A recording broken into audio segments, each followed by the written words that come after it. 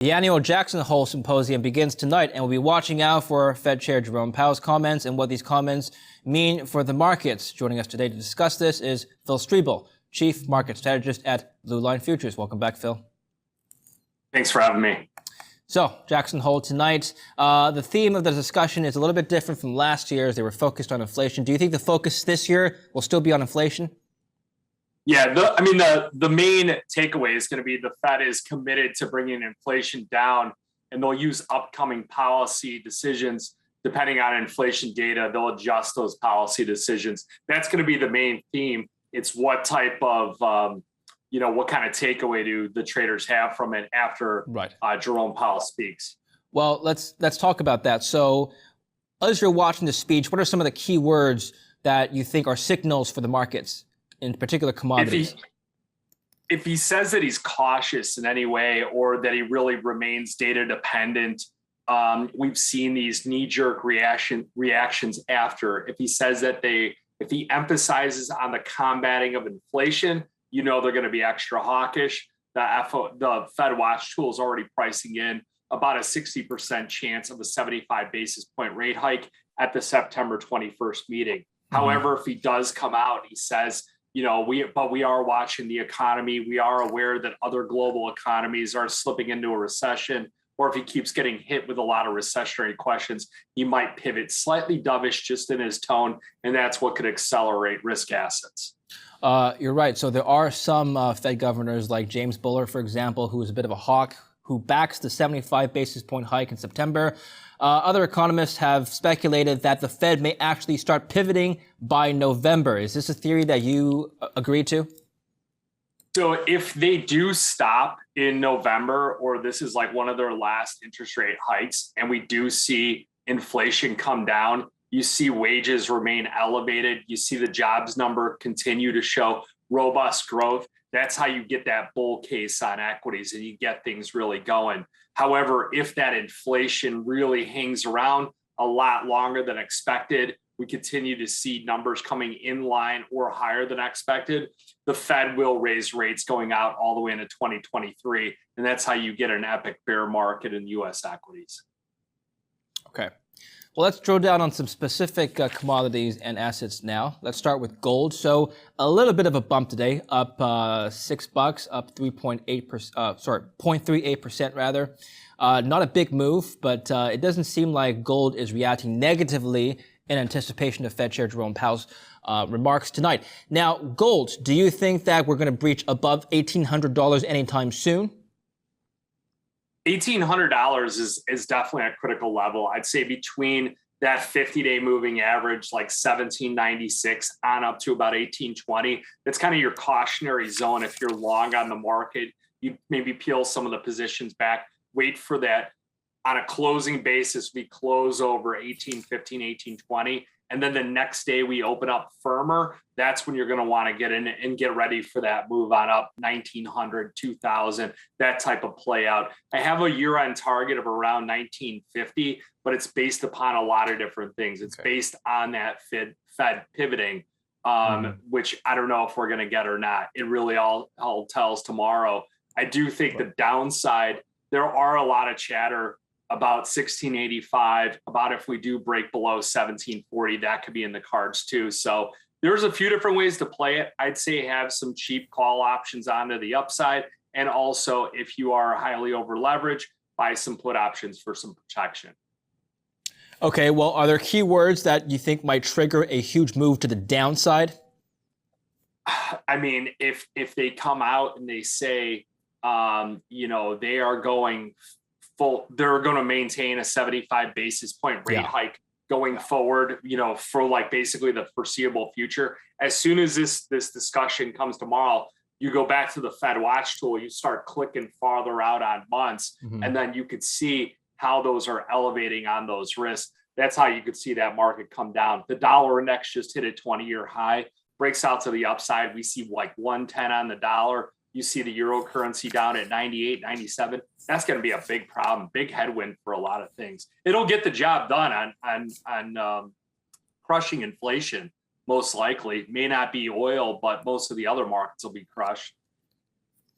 We're going to come back to oil and the other commodities. But generally speaking, Phil, if the Fed remains hawkish, let's say a 75 basis point hike is on the table, remember gold responds to real interest rates. So suppose inflation does rise above 75 basis points. In other words, if inflation rises faster than nominal yields, gold could still respond positively, right? But that, of course, assumes that inflation is still going to rise. Do you think we're going to get a huge surge in inflation in the next 2 months?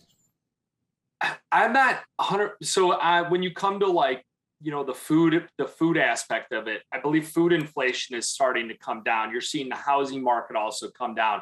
You're seeing supply chain issues are being relieved. Automotive vehicles are back on and prices are starting to come down. So pockets of inflation are definitely decelerating right now. The energy aspect of it has got me a little bit scared. They say 1 in 6 people are behind on their utility bills. You've got Goldman Sachs with the crude oil price target end of the year at 130. OPEC already came out and said they're considering cutting production. Those are all the things that are going to keep those energy prices higher up. And with the U.S. taking away from their strategic petroleum reserve and using that to pad the economy with extra oil and gas and things like that, that's the wrong thing they're doing. So that energy aspect is definitely going to be stickier inflation a lot longer than what was anticipated. Okay. All right. What about the other commodities now? Base metals. Let's start with base metals. So copper is down 18% year to date. Steel's down 44%. Aluminum down 10%. Tin down 38%. So, raw commodities have peaked around May. They've come down. This trend, is that going to continue, especially with the recession going on? If you look at copper specifically, it's trapped in a trading range. It's been there for the last few weeks between 350 and 370. We are at the upper end of that boundary. And I'm surprised it didn't really break out on news that China is injecting another round of stimulus. So if you see the economy contract and you see things really tighten up, like the housing market comes down significantly, like 20% correction, you're going to see copper prices come down with it. I've been using copper as a hedge on the short side for a lot of positions against people that have long equities, long silver, things like that. I think shorting some of those base metals is a good way to play because they are more of a gauge of the global economy, where things like, gold, silver, platinum are much more specific. Mm-hmm. So with copper coming down, you think that's a leading indicator for an economic slowdown globally? 100%. Mm-hmm. All right. Now, this global slowdown, does this have any broader implications for the stock market? Let's talk about stocks now. So U.S. equities are continuing to travel lower. That was an epic bear market bounce we saw on U.S. equities. If you have a chart up on the S&P 500, do yourself a favor. Although I'm not a believer in moving averages, it's just so many people follow them that they tend to play some psychological role. Take an S&P 500 chart, throw the 200-day moving average. You could see that we failed right there. We have failed there in the past, and it's resulted in larger move lowers.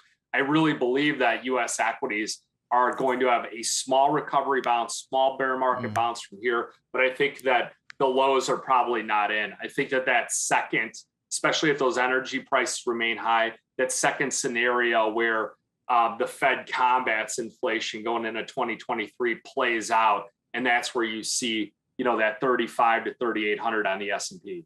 This is another interesting theory I've heard, Phil, is that with lower commodities costs, like copper, for example, we just talked about that, lower input costs for the manufacturing sector, at least, probably means that margins are going to be good. Wouldn't that be a boost for earnings for the equities? Earnings are still going to contract. The third quarter earnings will still contract more. I think you got to get farther out where you get the base effects more in line with each other. You need to have excess capacity. You need to have that strong demand. You need to alleviate some of these supply chain issues. You get those input costs coming down. And when you start to see hiring come back, a lot of these companies are laying off right now because they're so strained from rising interest rates, rising labor costs, rising input costs, especially on the energy side. You need energy to create things. And I think that it's until you can get energy prices down, that's when you could see things the pressure really come off. Okay. And all right, let's talk about oil now. I know you and your colleague Bill Baruch, who's been on the show before, have both been calling for oil prices to breach $100 a barrel. This was last year, so you guys both made the correct call there. I think you've also told me that you expect maybe oil to go even higher than $100 a barrel. We're at $94 right now on the WTI. It's looking like it's sticky around those levels, right? People were calling for oil to come back down when the recession starts to take over, but it hasn't really done that yet. Is that going to be a factor that you're looking for, the global slowdown impacting oil prices to the downside? See, I don't think that that slowdown is going to impact it. It's too controlled by OPEC, who's already come out and said they might cut production. The U.S. is going backwards in as far as our energy independence again.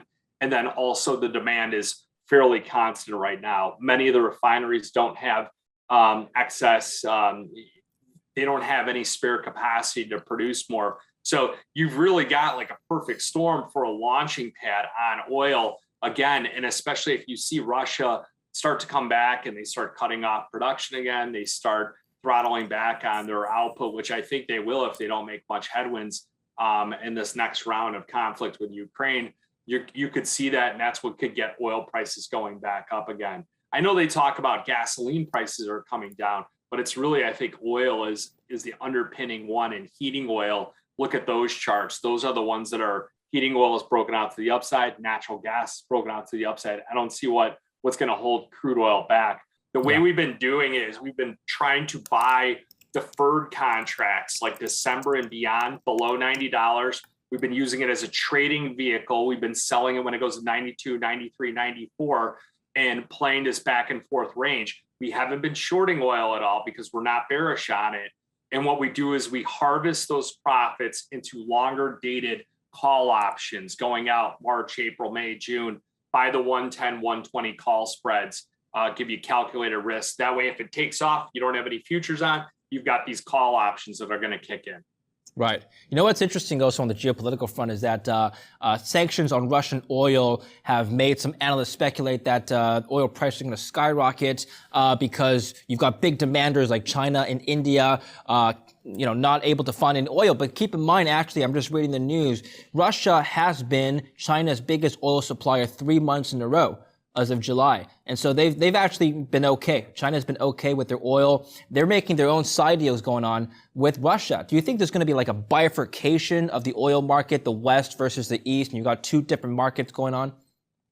We see this happen. I mean, it's happened in the past, but not specifically like with this war effort. All it is that the countries that align with Russia as far as their beliefs that they should be able to occupy this area of Ukraine, or that the countries, they don't even care about what goes on in Ukraine. They're looking out for their own benefit. You saw Russian oil trading at a discount. These countries went out, India, China, and several other countries. They went and they bought this oil. They were taking advantage of the situation. It all depends on what your political beliefs are, or your humanitarian beliefs with regards to this conflict, is kind of how you stand on buying Russian oil or not. Okay. I'm going to come back to food, and we'll close it there. So you mentioned food prices earlier. So there's a drought happening in Europe. Bloomberg reports it may be the worst in 500 years.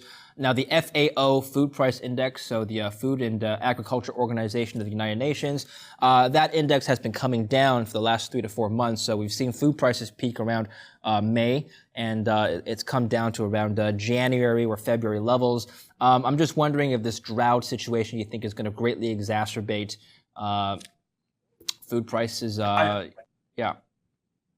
I believe that much of that premium has already been put into the market, and that the premium had over, exacerbated itself with that conflict. You are seeing Russia and Ukraine export some grains. They are doing the pro-farmer crop tour right now. It looks like many of the grains in different areas across the country look really good. So those prices should continue to slowly slide lower.